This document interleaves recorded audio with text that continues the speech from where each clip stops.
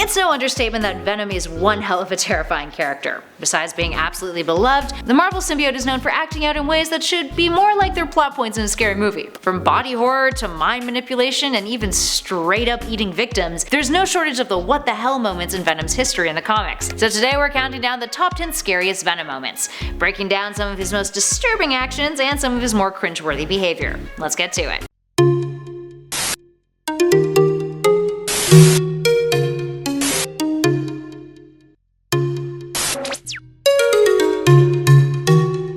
And at number 10, he ate all of Peter Parker.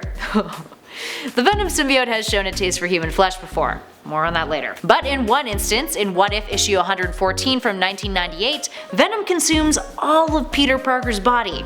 But not in the way that you'd think. So, let's backtrack for a sec. In this issue, which marks the Secret War's 25th anniversary, Venom has taken over Peter Parker's body. The what if scenario revolves around what if the heroes had never escaped Battleworld in Secret Wars. So, for years, Parker was Venom's host. And in the story, despite time passing and the trapped heroes now having children who become active superheroes themselves, Venom is still with Parker. No one's seen him in years. It's revealed during a battle when Venom gets blasted with a sonic weapon that his host has changed over time. In a pretty morbid way. Venom has fully consumed all of Parker with only Peter's skeleton remaining underneath the symbiote. And everyone's kinda like, oh man, that's really gross and terrifying, thanks for letting us know Peter died. And at number 9, in Frank's mind. This number is yet again another what if, from What If issue 44 from 1992, in a story called What If Venom Possessed the Punisher. Frank Castle just so happens to be in the wrong place at the wrong time, just moments before Eddie Brock, and ends up becoming Venom's host instead. Initially, the Venomized Punisher uses the symbiote to get an upper hand on his war on crime. But eventually Venom pushes him to try to kill Spider-Man, pushing Frank and dominating more of his mind. Eventually the Venomized Punisher ends up taking on Spider-Man along with Moon Knight and Daredevil, and gets shot with a sonic blast. We then see Frank wrestle with Venom in his mind, fighting for control in some of the most badass and terrifying panels,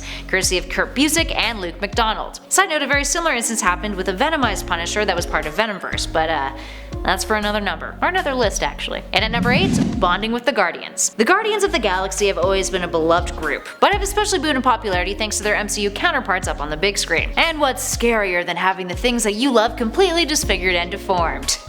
To an extent, that is. In this story, the Venom symbiote manages to jump ship from Flash Thompson's body while in space with the Guardians during one of the Guardians' stories. Venom, who had been contained for the most part at this point, escaped its confinement and bonded with Groot, to which it kept shouting, "I am Venom," naturally. Then Venom jumped ship over to Rocket, in which Venom announced that it wanted everybody off the ship so that he could commandeer it. That didn't go as planned either, because then Drax attacked Venomized Rocket and then the symbiote jumped ship to him. All in all, every single one of these Venomized versions of the Guardians are downright terrifying to look at. Luckily, they didn't stay Venomized for long. And at number 7, murdering Betty Brant. In the Ultimate Marvel Universe, Earth 1610, Venom kills Betty Brant in a fairly brutal way. In Ultimate Comics Spider-Man Volume 2, Issue 16.1.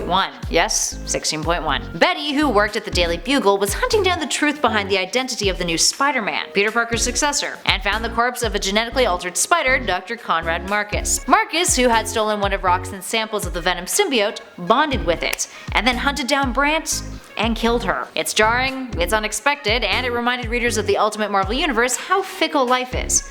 Or at least how fickle life is in the Ultimate Universe. And at number 6, making out with the Thing. This is perhaps one of the weirdest things, no pun intended, that has ever happened in a Venom storyline. In Venom issue 11 from the 2003 run, there was a lot of weird crap that went down. Essentially, Venom takes on the Fantastic Four and has a disturbing tussle with the Thing. How does Venom fend him off?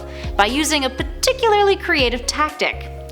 He makes out with him, right after shouting, and this is the best part, "It's slobberin' time." I mean, like, it's terrible, but like, that's also really funny. Venom sticks his tongue down the Thing's throat in an attempt to choke him to death. Like I said, it was creative. Luckily for the Thing, the Human Torch burns off Venom's tongue, with the Thing spitting out the severed bit of it after the symbiote has been detached from him. All in all, it's gross. And at number 5, 2 hosts. The Clintar have always had a very straightforward MO.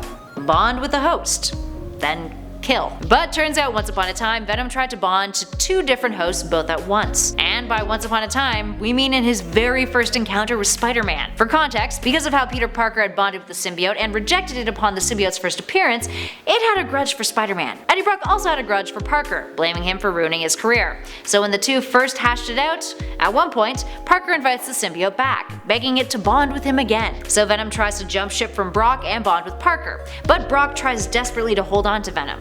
It's like his one thing that he's got. It results in Venom being torn between the 2 of them. He can't deal, and eventually goes unconscious because of it. And at number 4, Venom ate his clone. In the Venom 2003 storyline, there was a whole plotline in which aliens were posing as government agents and they cloned Venom with the intention of using it to wipe out humans.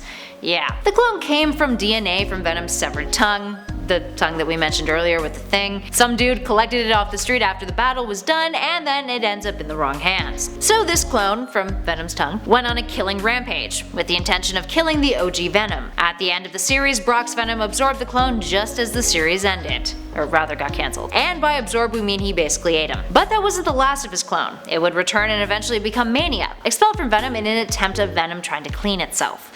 Fun stuff. Moving on to number 3, sexual assault. Venom once tried to sexually assault one of Eddie Brock's girlfriends, whose name was Beck. This one comes from the 1993 3-part miniseries Venom: The Madness, and explores Brock coming to terms with living with the symbiote, which festers into a great deal of insanity, and Brock and Venom tried to cope with one another. Venom doesn't believe that Brock's attempt for true symbiosis is possible. Rather, it believes that one side will always be dominant, and it's adamant on proving to Brock that it is the dominant one in their relationship. Throughout the series, Venom would periodically take over Eddie, including an instance where it attempts to assault Beck, who shouts out, "Stop it," as Venom is visible seeing overpowering Brock. Thankfully, the assault is interrupted by none other than Juggernaut, who crashes into the apartment and begins to beat down on Venom. It's a pretty close call. And at number 2, necrophilia.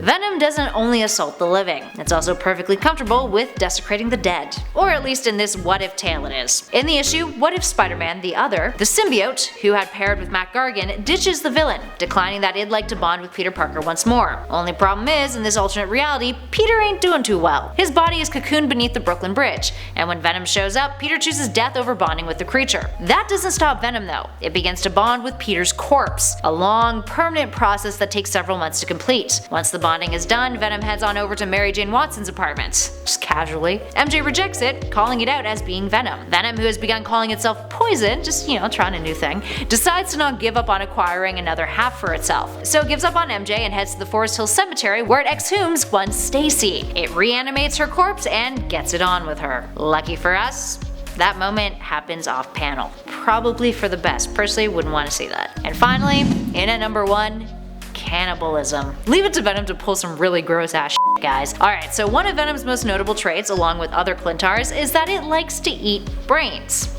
Yum. This was quite prominent in the Venom: The Hunger series, in which he does end up eating human brains at one point. Turns out the logic behind this is that there's a certain chemical found within brains, which just so happens to be the same chemical that is apparently also in chocolate, hence Venom's sweet tooth, which is seen periodically in other comics. Eddie Brock always tried to prevent Venom from dining on human flesh though. That's something that one of Venom's other hosts, Mac Gargan, didn't share the same restraint for. Gargan's Venom dined on brains, frequently, and human flesh, on several occasions, which technically makes him a cannibal. And those moments in the comics definitely ain't pretty to look at. There you go.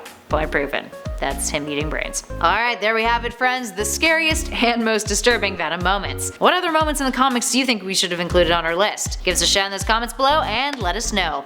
If you dug this video, hit that like button, share it with a friend, and be sure to subscribe to Top 10 Nerd for more lists just like this one. In the meantime though, thanks for watching everybody. I'll catch you on the next video.